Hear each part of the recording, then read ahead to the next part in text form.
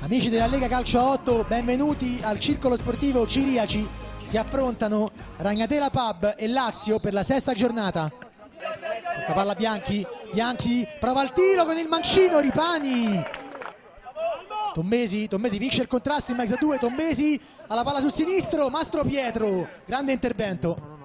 Palla verso Neri, in anticipo va Morezzi, c'è calcio di punizione per la Ragnatela.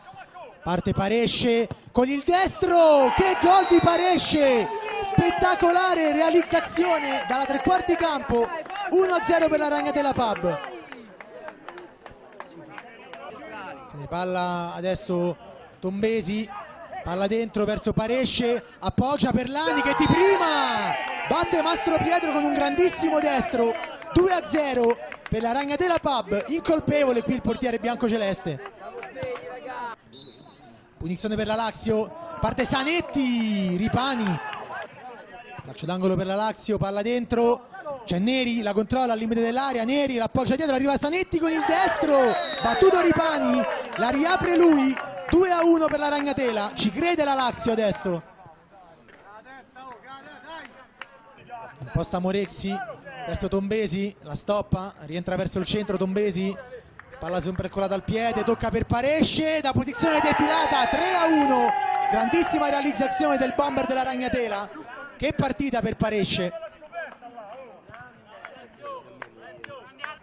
Palla dentro, Neri la controlla con Pica, contrasto, calcio di rigore per la Lazio, la può riaprire dal dischetto, parte Zanetti contro Ripani, Zanetti, Ripani, lo ipnotizza, mischia, ora Paresce, appoggia per Placido, Placido rientra sul destro, Placido, vede Paresce che si è liberato, Paresce di prima, Mastro Pietro se la butta dentro da solo, tripletta per Paresce che si porta così il pallone a casa.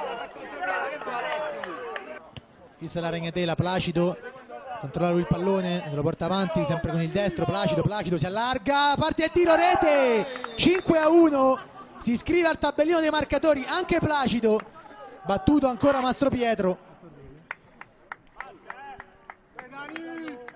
Pica, tocca per Tombesi di tacco, appoggia Placido a giro all'angolino, 6-1, è una goleada, doppietta anche per Placido, demolita la Lazio. Insiste la Ragnatela, ma finisce qua il triplice fischio finale.